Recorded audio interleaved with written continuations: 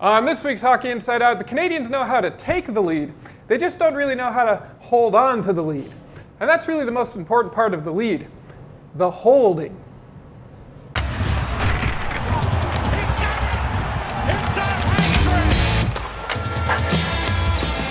Welcome to Hockey Inside Out, which is brought to you by Madison's New York Grill and Bar in downtown Montreal on Drummond Street. That's the one across the street from the Bell Centre. Your home away from home for Canadiens road games. All right, joining us today on this week's show is comedian Joey Elias, CBC Daybreak's Jessica Resnack, and former Montreal Canadian Rick Green.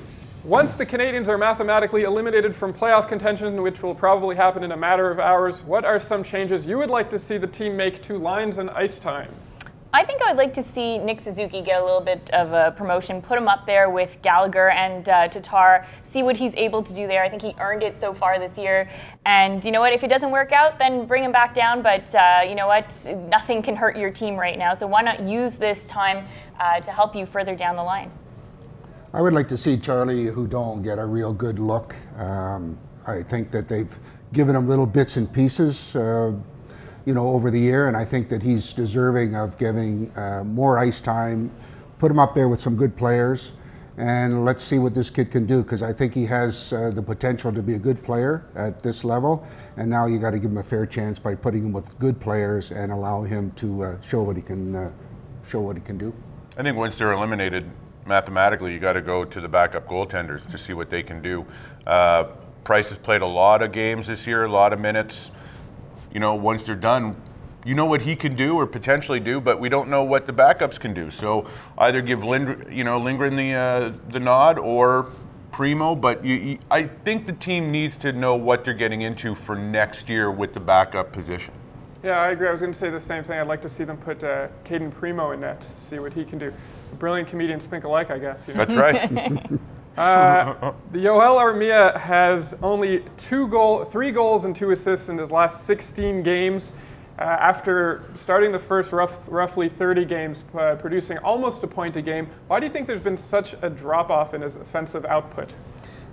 I like Armia. What I don't like is obviously his inconsistency. I mean, he's a big guy. He's strong on the puck. He's got a great shot, but he doesn't get involved. And for a big guy like that, he has to use his size, he has to use his ability to score, because he can score, and he has to get more involved, and he has to do it on a consistent basis, because if not, he's going to struggle. And I think that that's the biggest downfall of him this year, is he's been in some games, he's been out of some games, and he's not physically showing up where he should be showing up, and it's taking away from his overall game. I agree that I think consistency when it comes to Yoel Armia has been like the biggest issue for him. And this season he started off really strong, that maybe this was the year that he was going to show that he can be a consistent player, but then kind of hit that wall again. And then maybe it becomes a few games that he's not recording on the score sheet, and then it starts to get into his mind again. And then it's here you go again, you're in a slump, and it's hard for him to get back out and be that forward that the Montreal Canadiens need, because he's got that size and the skill, but it's just a matter of doing that every single night. He has to shoot more. I think if you look at the first half of the season, he was taking way more shots on net, where in the second half, I don't know if it's because he felt the pressure because he was struggling a little, but he tried to make the pass instead of shooting. And when you have a shot like he does, you got to take it. And it's an old adage, right? You put the puck on net and you never know what's going to happen. I don't know if he was trying to get too fancy or something, but if he just went back to the way he was playing the beginning of the season, where he was more physical and he was taking more shots, I think the results would have been a little bit better. I'm not saying he would have been a point-a-game player the entire season, but it would have been more than just 5 or 6 points. Okay. After the Canadiens beat the Islanders 6-2 on Tuesday night, Paul Byron was quoted as saying that when everyone's healthy, we have a great hockey team. Would you agree with that statement? Well, they're better than when they are injured, but I don't think I would say that they're a great hockey team. I think they're players who can that can play higher than their potential, and that's what we saw last year with so many players having a career year. Then this year injuries hit them, other players not playing the same way that they did the year before. But I would not say great. I would say that they're a team that can play well, but they were also playing an Islanders team that was struggling coming into this game. They've lost 3 games, so it wasn't like they were playing the top team in the league and completely blew them out. That I think they're far from being a great team, that they're still missing quite a few players to help them be that team that Paul Byron was describing. describing. I agree with you. They're not a great team, even when they're healthy. I think it's a real test when they do have injuries to see how deep they are as far as their personnel goes, with who can come up and who can do the job. And obviously, seeing what we've seen, that they have a lot of guys that are given opportunity through injury and aren't able to do it. So I think they're going to have to change up some of their personnel and try and find a way to improve their depth, so that injuries are part of the game.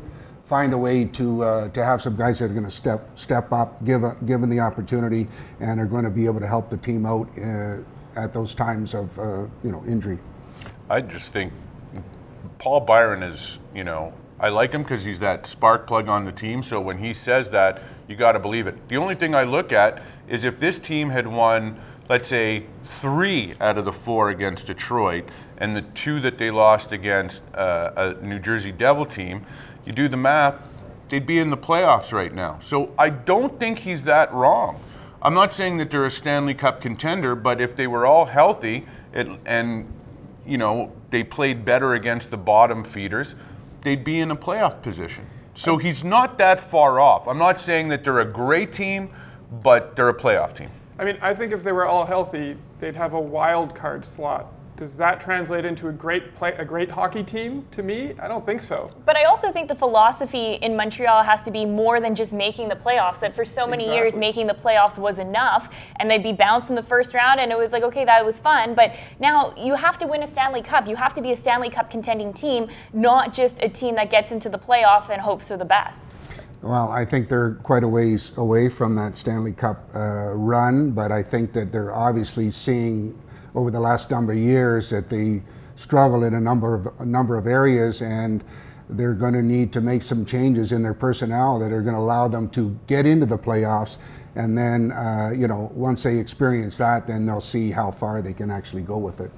And almost all teams deal with injuries. I think it's telling that they definitely had more injuries than the average team, but it's telling that they faltered so much this year. I was very optimistic at the beginning of the season, but the fact that they had so many injuries and they really weren't able to stay consistent or bounce back is really telling. Well, I don't even know what their consistency is. 2 8-game losing streaks is not going to help any team, whether you're a good team or not. That is going to, I don't know any team that can go through 2 of those in a season and still have the coaching staff intact. Yeah, well, to be honest, I mean, that's one of the most surprising things to me, is that with a 2 major losing streaks, and like I said, losing to bottom feeding teams, the fact that the coach is still there is a little surprising. Yeah. Well, it'll be interesting to see what happens next season and how much of this team remains intact. All right. Well, the first half of this show has been brought to you by Madison's New York Grill and Bar in downtown Montreal on Drummond Street. That's the one across the street from the Bell Center. They do holiday parties and corporate events. So I think this is the stat that sums up the Habs season the most. The Canadiens have blown an astounding 13 2-goal leads this season, including their last 5 at home. How come they can't seem to hold on to these leads long enough to win hockey games? Well, I think they forget what gave them success and gave them the lead. I mean, they change up doing a lot of the little things. They turn pucks over at the wrong areas. They end up playing a little bit of a high-risk type of game. Instead of thinking on the defensive side, they're always thinking go offense, and it ends up coming back and costing them. So I think they have to start to really analyze the intelligence of their game in the way that you got to play by the score, but you can't lay back, but you have to play in a way that's going to allow you to not give odd man rushes and not play a high-risk game. And until they understand that there's a time and place to go on offense, it's going to cause problems, and it has caused problems judging by their record. It was so refreshing, that game against the Islanders, when they didn't blow the lead that they had. I think everyone watching was saying, okay, here we go again. They've now got off to a 4-0 lead after 2 periods, but you never know what might end up happening. And I think that can help them going forward, that they can have some games that they could go back to and say, remember against the Islanders, we got off to a great start and we were able to keep the pressure going. But I think for the most part, after those games, they've blown the leads and we go into the locker room and the players, they're a loss for words. They don't know how to explain what's been going on with the team, and I think that's a big problem, is that they haven't been able to pinpoint the major issue or the major pitfall that they keep going into once they get into a position like that, and then you see the lead get blown. Silly penalties is what's hurt them a lot. Is, you know, they take that 2-goal lead, the dreaded 2-goal lead, as they said. Forget the 3-goal lead. Yeah. Well, yesterday I got a little nervous when they got up 3. I was like, oh, this is going to be worse. But it just seems that, you know, when they get up, they do take a step back. They're just a little bit more lackadaisical, which leads to bad penalties. We all know how great their penalty kill can or cannot be. So I just think it's a matter of finishing. You know, I don't know if that's in the dressing room between second and third period. I have no clue what the mentality is. But I do know that if you have to remember just certain games where you didn't give up a lead, that's not the greatest motivation. You know, if you just remember we did it once, that's not the greatest motivation. So I think that that's something they have to work on, is playing a full 60 minutes, as the coach says. And I think it's a psychological thing. I mean, just look at those games lost and some of the things that they've done. And I think you get a feel in the dressing room that, we're in trouble. We're not going to be able to hold on to this lead, and they start to do things they shouldn't be doing, and they have to correct that mindset, and hopefully they'll do it sooner than later. And the other thing too is there a bona fide, like when Kovalchuk was here for this short period, there was that excitement of somebody can put this puck in the net, no matter what. Now, who's that individual? So that you can absolutely count on. I mean, they're going to need someone for next season, that's for sure. I mean, but that's what we've been saying for 20. I feel like my whole adult life, it's this. Oh, the next season they better get someone who could put the puck in the net. Is it going to happen? Maybe Kovalchuk, they'll get him back, but I mean, he's my age. I can't play in the NHL. Too old. Do you think Jonathan Drouin will become that person? Will he ever become a breakout star for the Canadiens? Well, in all fairness to Drouin, I mean, he's had an awful time staying healthy this year, and who knows the extent of, and severity of his injury, other than it's really taken away from his game from, early on in the season. The kid is, obviously French-Canadian kid coming to this environment. It's different. There's a lot of pressure on him. I think he feels it. I'd like to hope that he's going to get healthy. He's going to be able to pick up where he left off with his healthy body. And he's got skill, speed, and talent to make the difference. Now he just has to understand what he needs to do to be effective each and every night, because everybody's talked about, is his inconsistency. Some of the games you see him, some of the games you don't. He has the capability of being a good player.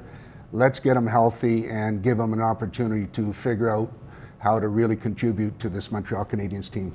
I think he's a player that really needs to want it, that for a long time he got away just on his skill because he was better than a lot of other players at his age group, and then he kind of got to a point where you also had to put the work into it as well, and I think that's when he struggled sometimes, and it's disappointing his injury this year because he was off to a good start, and then that has taken away from it. But I think instead of having one guy to point to be the savior of this team, I think you should have a group of them, that I think Jonathan Drouin would do much better if he was a complementary player, that he wasn't the one guy you pointed to, he was part of that group of guys that you point to and say, okay, you guys now need to be the difference maker. This may not be a popular opinion, but I was very wary when they made the trade. Steve Yzerman is a great hockey mind, and yes, Jonathan Drouin came as advertised. Highly skilled offensive player, French-Canadian, which was great for this market. I'm not saying Sergachev is the answer to the Montreal Canadiens' penalty kills problems or whatever. But when Steve Yzerman gives up a highly touted individual like that, and yes, it was for a good prospect, I was a little wary. I just think that he needs to be motivated all the time.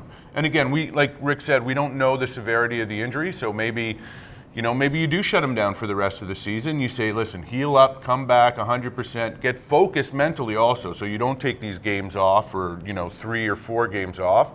And maybe, yes, he can become the player that everybody wanted him to be.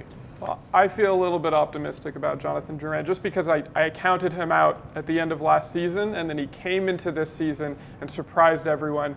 I think he's still injured. I think he came back because the team needed every body they could possibly have. I'd like to see them rest him if he is still injured, and I'd like to see him come back full strength next year. And I think he's still young enough that he has the talent that he can go out and more consistently than not score goals and be. I agree with you, Jesse. I don't think he should be. I think he's not doesn't have the type of personality where he should be the player. But I think if he's a complement and not the leader, he can do some good damage on the ice. And I think he's matured probably from when he arrived here. And, you know, I think that he's going to figure out, he doesn't want to hear about criticism. Nobody wants to hear about, you know, your critical play. And I think he's learned. And moving forward, I think that he doesn't want to hear about the critics about his inconsistent play. And let's see what a healthy Drouin can do and, you know, then make a decision after that. All right, well, that is all for this week's show, which has been brought to you by Madison's New York Grill and Bar in downtown Montreal on Drummond Street. That's the one across the street from the Bell Centre, where you can wait out the traffic and enjoy their $10 specials after every Canadiens game. Why do you think the Canadiens have a problem hanging on to leads and playing for a full 60 minutes? Let us know in the comments section below. My name is Adam Susser, and I'll see you back here next Thursday.